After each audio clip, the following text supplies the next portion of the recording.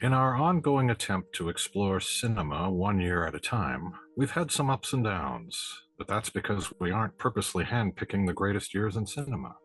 On the contrary, we are selecting each one by random chance. How do you do that, you might ask? Quite simply, I use a random number generator. You can find several online, and they all seem to work quite well. I simply give it a range of years, like say 1930 to 2019, and then I hit the button.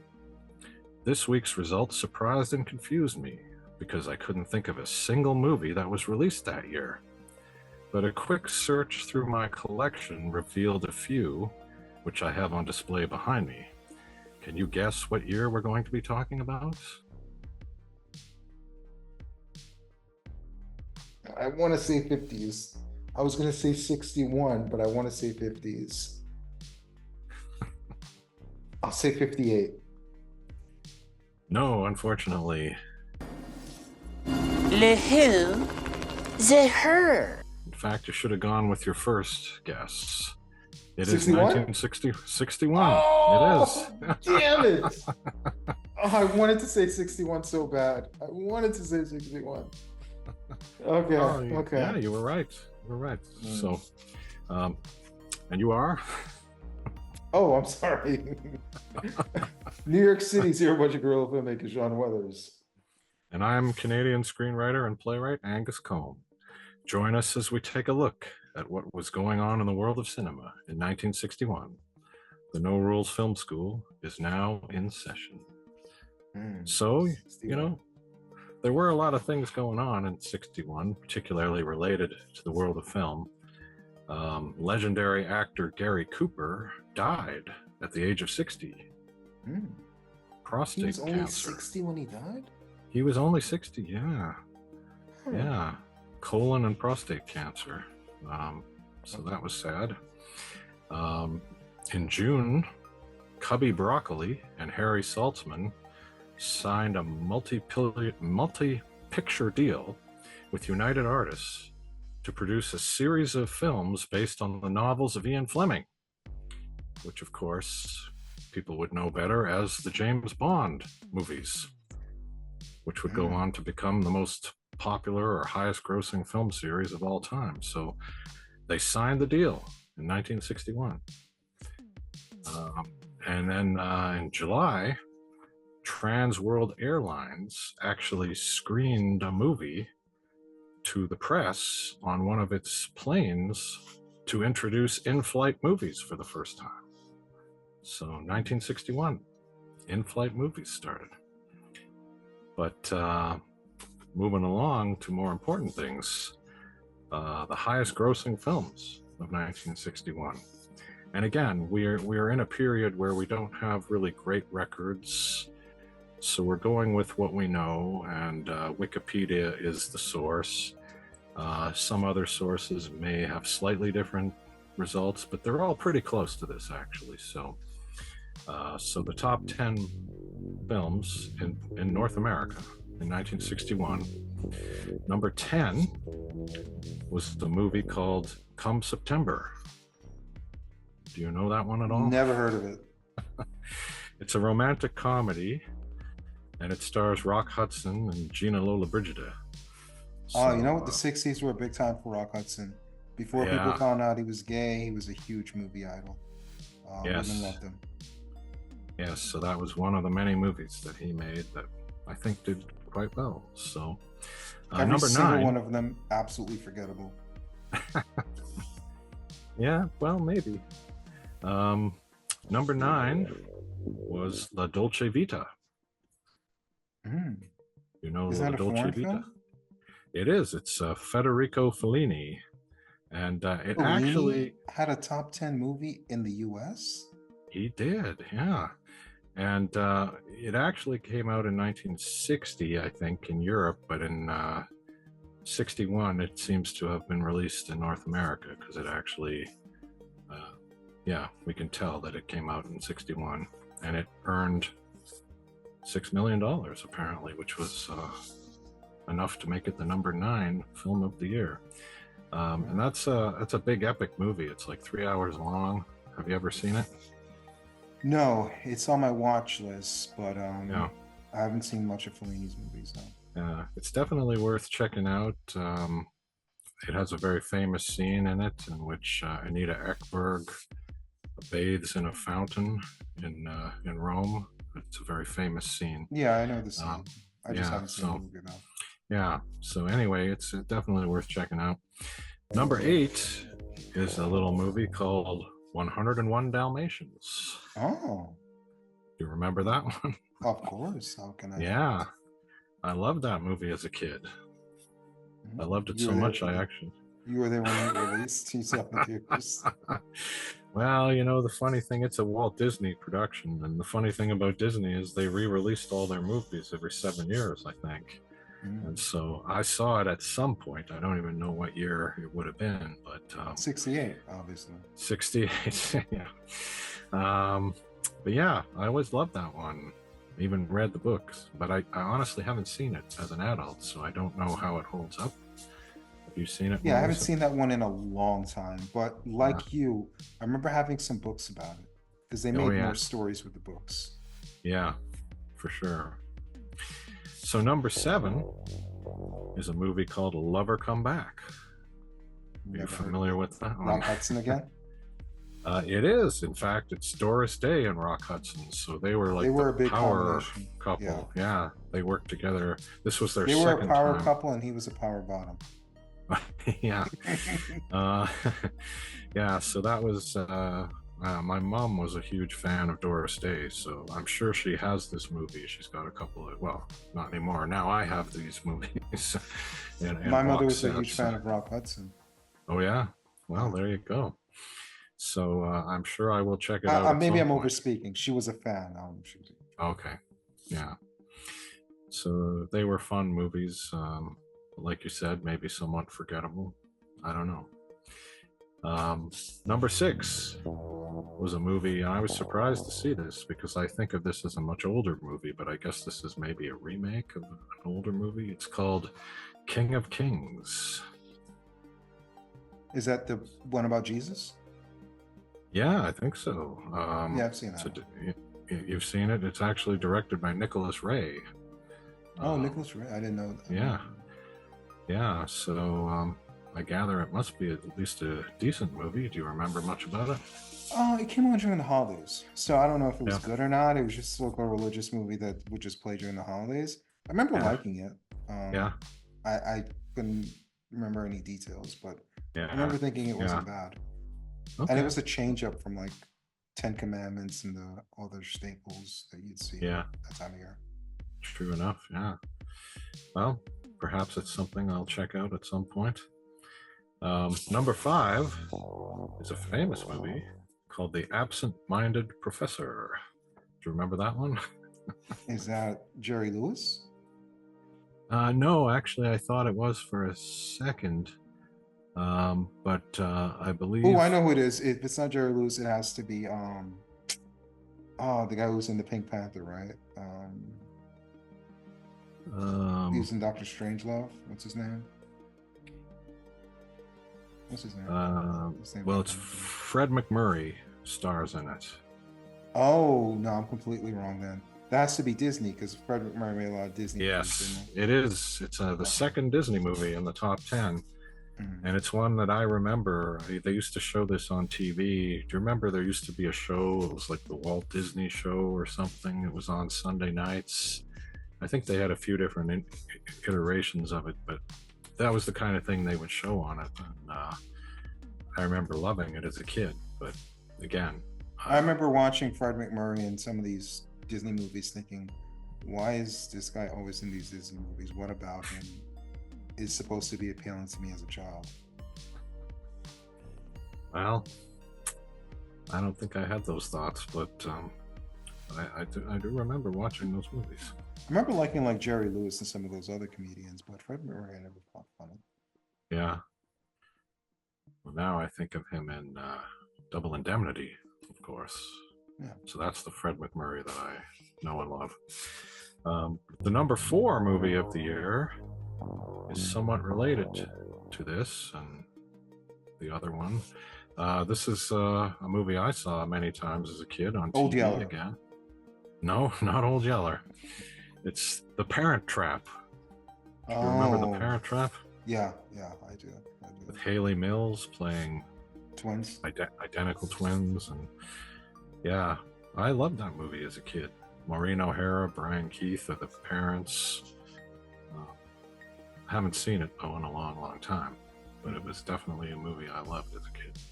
Yeah, it has the premise of the man in the iron mask, where the twins kind of switch places. Yes, that's right. So number 3 is another kind of famous epic movie called El Cid. Never Do you know that one? No. El Cid. It's directed by Anthony Mann, loosely based on the life of an 11th century warlord. Charlton Heston stars in it. Sophia Loren. I've never seen this one. This is not one. This year is really ass at the box office. I will say that. This is a shitty top 10.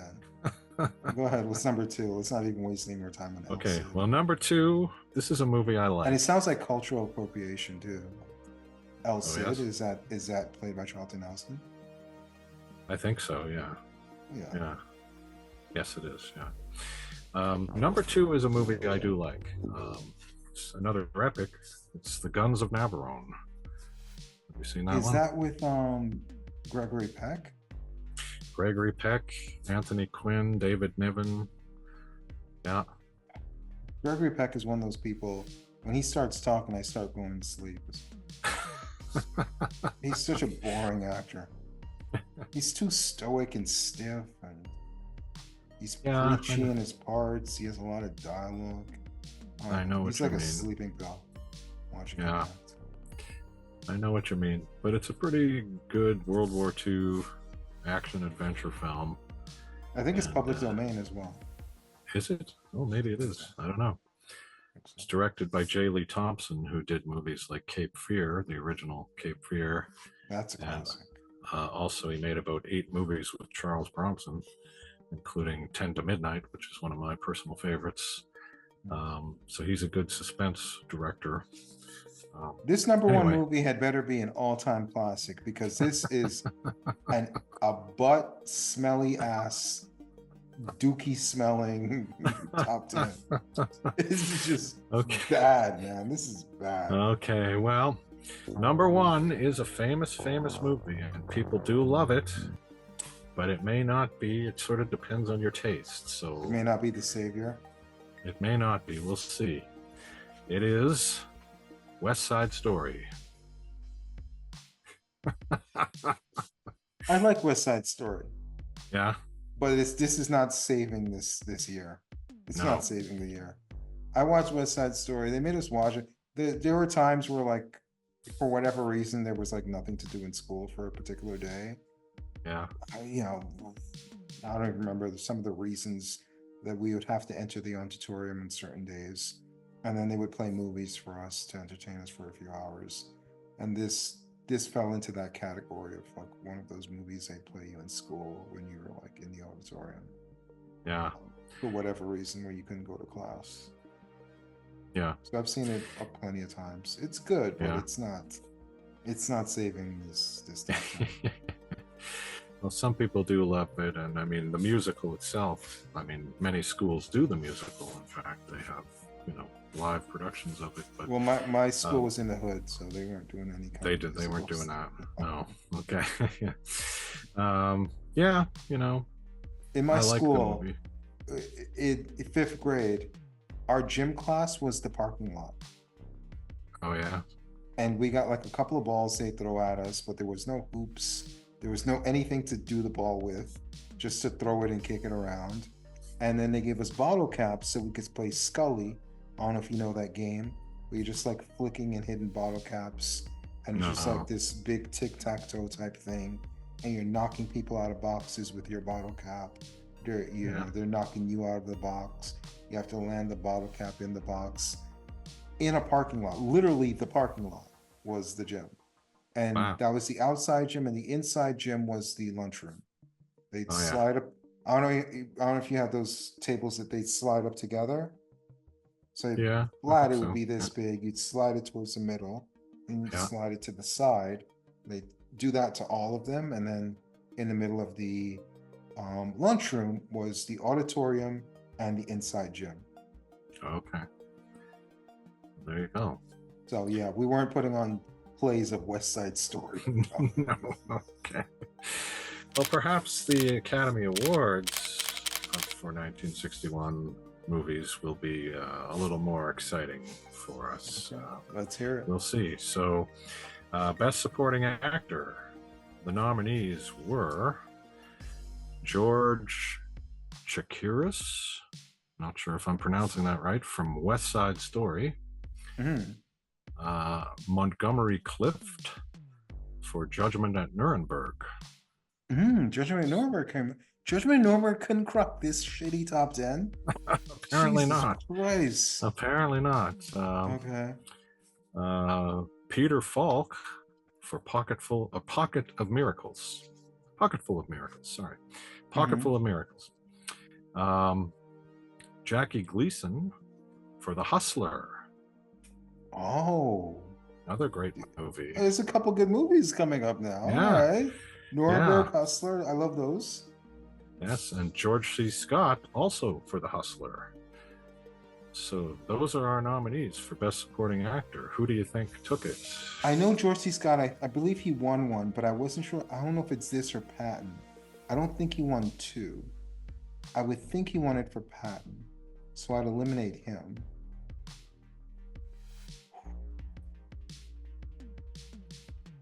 Montgomery Clift. I know he died young. Did he win an Oscar before he died? I don't think so. Those are the 2 big hitters. If I eliminate those 2, what were the other ones? George Chakiris. I don't know who that is. Keep going. Peter Falk. No. And Jackie Gleason. Oh my God. Jackie Gleason did not win an Oscar. I'm going to go out on a limb. This is against my better judgment because I think he won it for Patton and say George C. Scott. I don't think I'm right though. No, unfortunately, that's I didn't not feel correct. confident in that. No.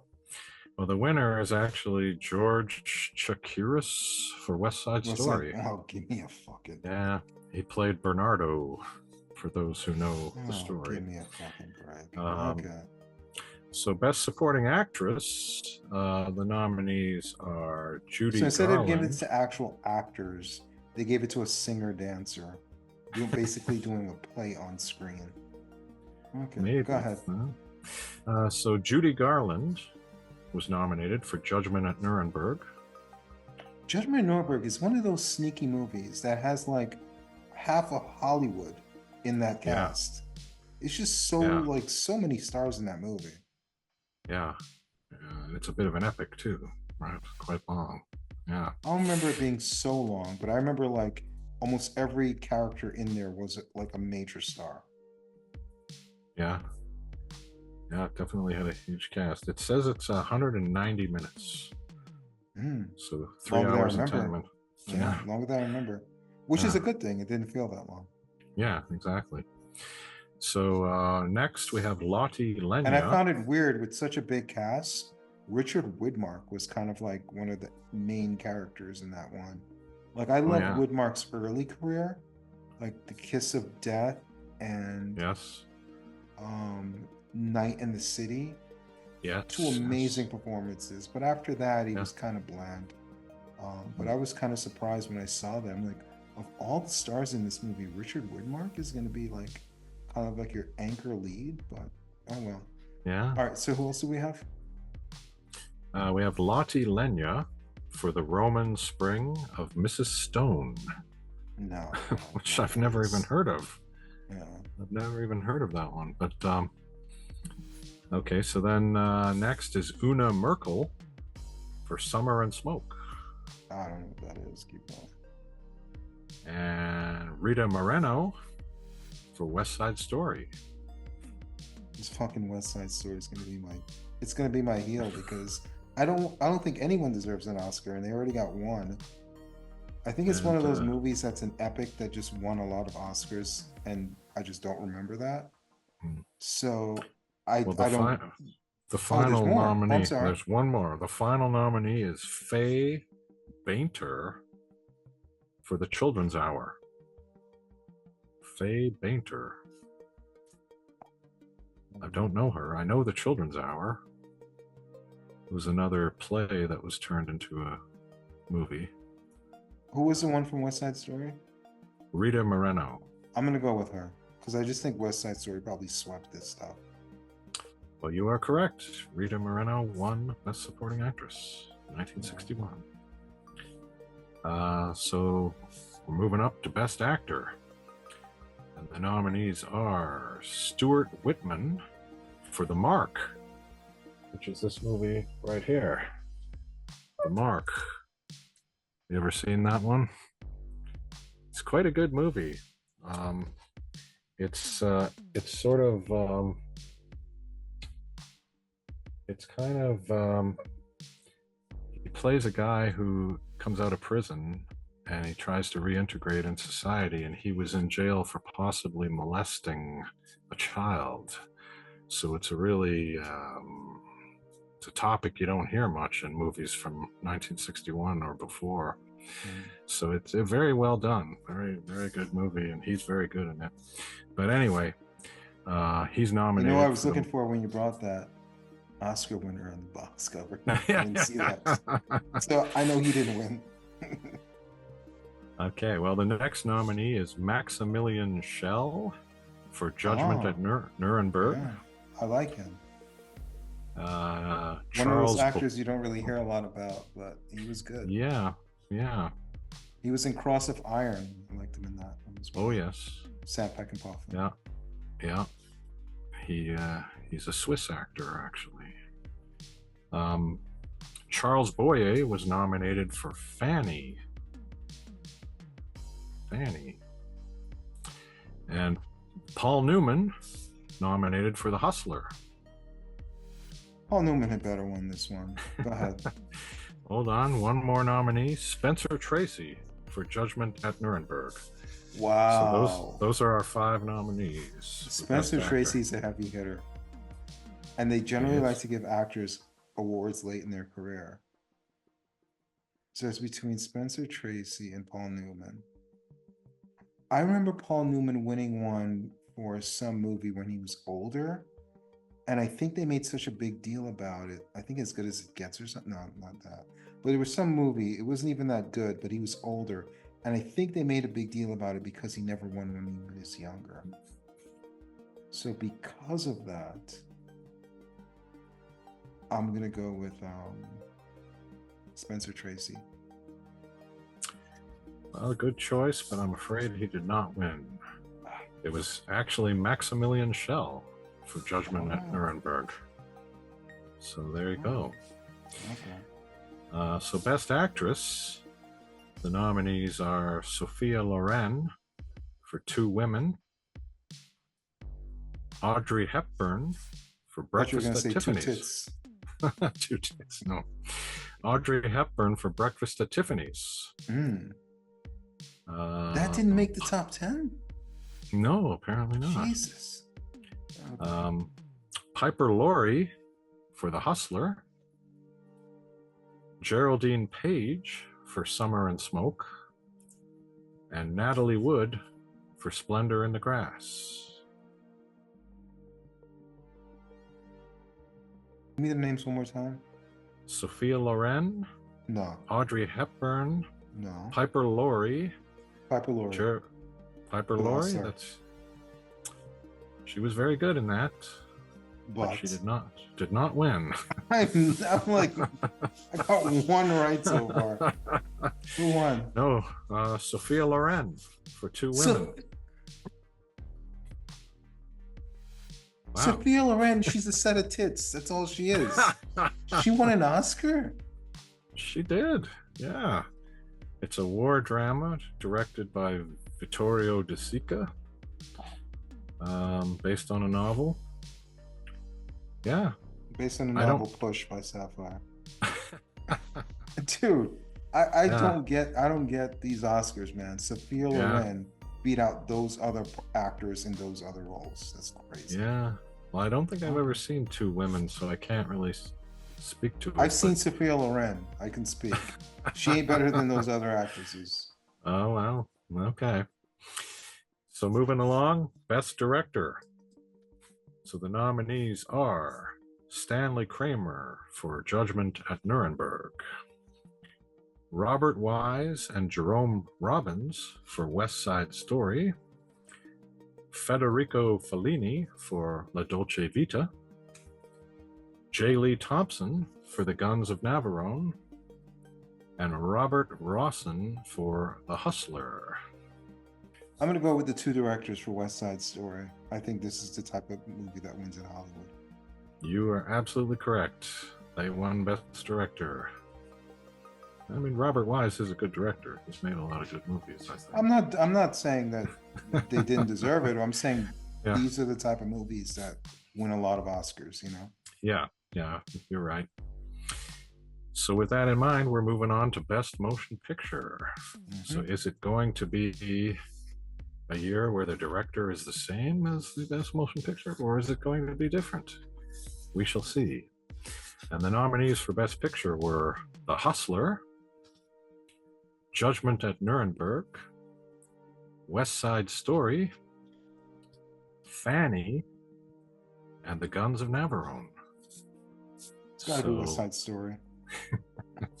You're absolutely correct. West Side Story won the Oscar, Best Motion Picture.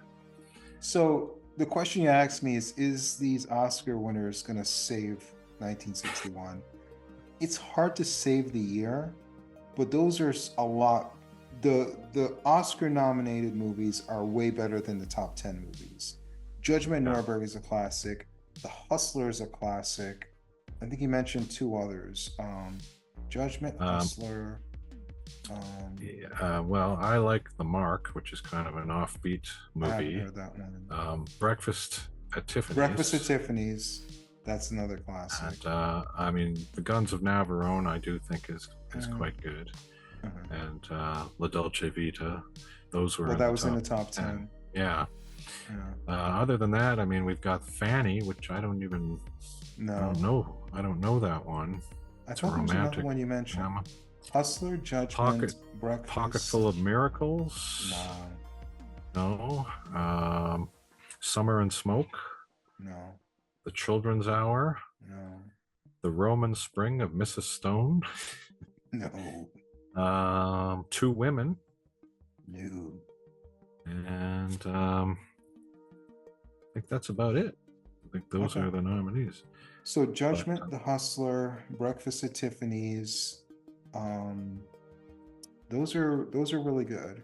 You combine that with West Side Story, 101 Dalmatians, the Fellini film.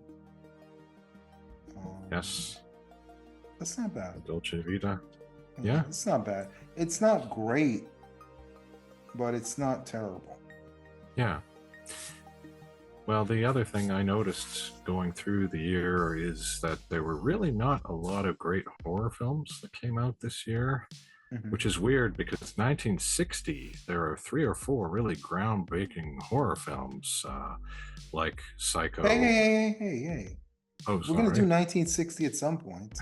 Yeah, well, we've already talked about these movies. We did 1960 already? Well, I mean, we've talked about them. I mean, we talked Let's about focus on 61. Let's focus on 60. In any case, there were groundbreaking horror films that came out in 1960. And then in 61, I mean, honestly, the William Castle films there, the Homicidal, is directly influenced by Psycho. It's sort of an attempt at that kind of thing. And there's another movie I quite like. How dare you besmirch William Castle?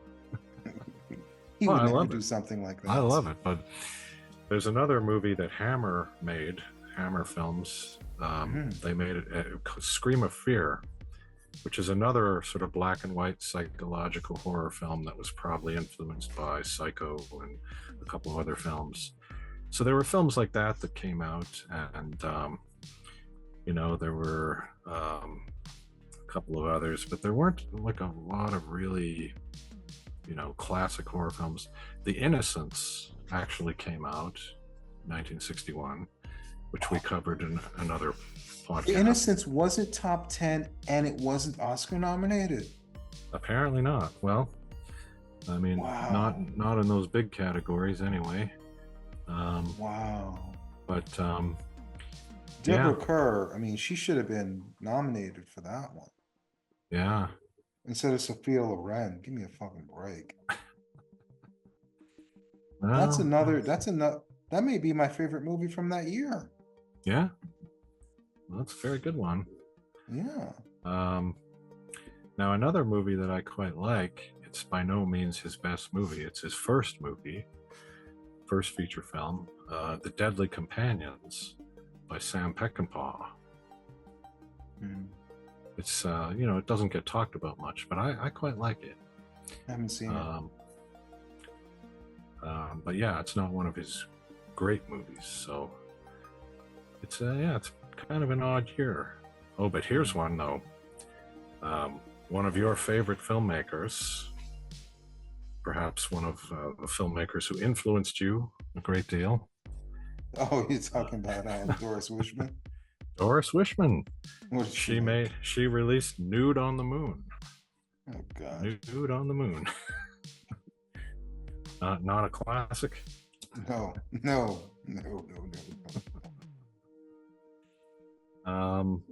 Billy Wilder released a movie called 1, 2, 3, which is not that the one with James Cagney? It is, yes. James Cagney. It's sort of set in is it East Germany or West Germany, or it involves crossing the border.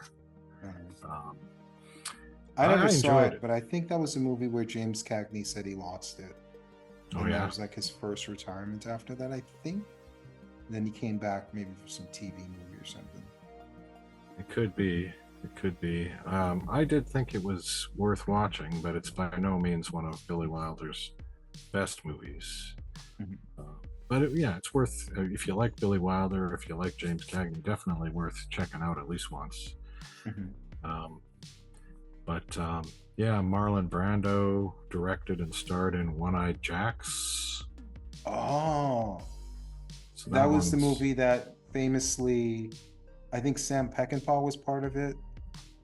Stanley Kubrick was a part of it, and then eventually just fell onto Brando to direct it himself. But I think Peckinpah wrote some of it, and Kubrick was supposed to direct it at one. But a lot of greats passed through that film. I've seen it a few times. It's not anything special, but because of the infamy and all the names attached to it, it's something that I've watched a few times. So other than that, I mean, there's a lot of other movies that came out, but not a lot of really classic movies. Oh, there's one other that's worth mentioning. Another one of your favorite filmmakers, perhaps, Akira Kurosawa. He released Yojimbo that year. So that's Yojimbo's a great movie. Yeah. I must admit, I have not seen Yojimbo. That's one that I have not seen. That's where all those spaghetti westerns, that's where they got their character from. Exactly. So I've seen all the movies that ripped it off or remade it, but I haven't actually seen the original. But that would be, I guess, a great movie we would include in this year. Absolutely. Yeah. That's one of the better movies of that year. Yeah. So Sam Fuller made one called Underworld USA, which I don't think I know, but it's probably worth watching. But yeah, I think it's funny, when I saw 1961, I couldn't really think of anything. It's not like some years where you know right away, oh yeah, this movie. It's it's not full of a lot of movies that I know really well, but you know, there's definitely some good stuff to there. Put a quick recap on it, we have some good art house movies: Fellini, Kurosawa. We got Judgment at Nuremberg. We got The Hustler, classics. We got, 101 Dalmatians, and we got Westside Story, Judgment Nuremberg, some blockbusters in there. Also had Breakfast at Tiffany's. I mentioned that one. You got some good movies in there. I mean, it's not. It doesn't blow you away. When you step back a little bit, those are some really good movies. They are all worth watching. And I would say that's not terrible. There's not a lot of depth there, but those movies I think are really, really good for any year. So. Yeah, sure.